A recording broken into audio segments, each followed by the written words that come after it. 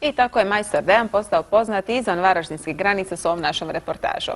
Granice pomiče i prigoda za slavlje. U Zagrebu je danas počeo Irski tjedan. Na Cvjetnom trgu već vlada vesela hrvatsko-irska atmosfera, puno je glazbe, plesa, irske hrane i piva. A u subotu će se velikim festivalom na Otvorenom proslaviti najpoznatiji irski svetac Sveti Patrik.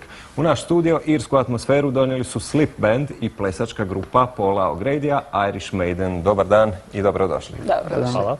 S moje desne strane gospodin Paul O'Grady, voditelj jedine za sad irske trupe u Hrvatskoj, Irish Maiden.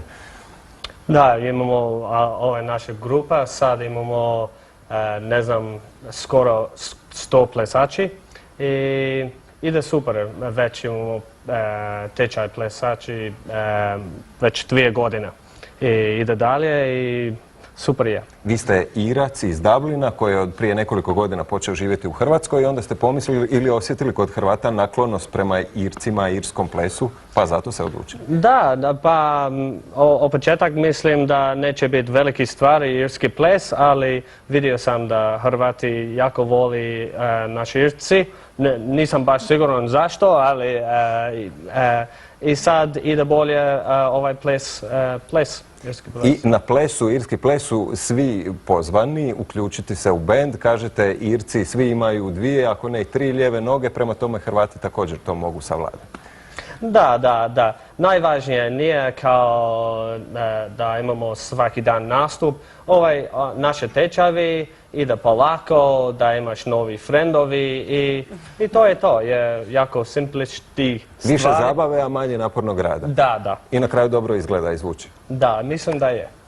Ivan Bilić naravno nije Irac, on je iz grupe Slip, grupe koja je instrumentalni znači sastav, dakle nemate glasove, koja svira irsku glazbu. Što znači Slip?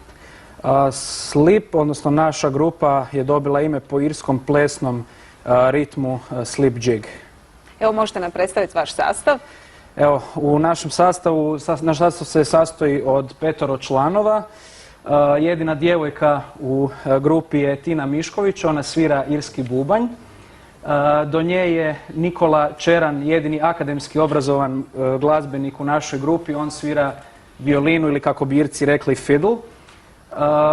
Ivo Turk svira irske frulice tin whistle i Hrvoje Sudar svira akustičnu gitaru i ja sam Bilić Ivan, sviram irsku flautu. Glasova nema, dakle samo instrumentalna glazba. Ono što je novost, vaš band nije od nedavno, on već poslije duže godine, ali sada upravo snimate prvi studijski album.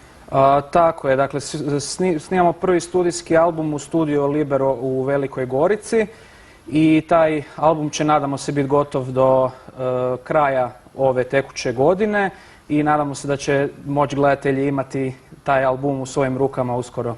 A uskoro ćemo vas moći čuti na velikom festivalu, je li tako, u subotu? Ovih dana će se slaviti na veliko. Da, najveći dan cijeli godina. Će biti veliki festival na Zunjevacu od 12 sati do 21 sati. 17. ožujka. Da, 7 grupe i naš Irish Maiden će biti pleš za dijete, za ljudi koji je tamo, koji samo dođi zagledati. Će biti tradicionalnog irskog piva, bez tog ne ide proslava. Pa naravno uvijek. Ali hrana? I hrana, irski je malo katastrofalna hrana. Nije baš dobro. Ne. Onda se držite hrvatske smo previše vremena na pivo.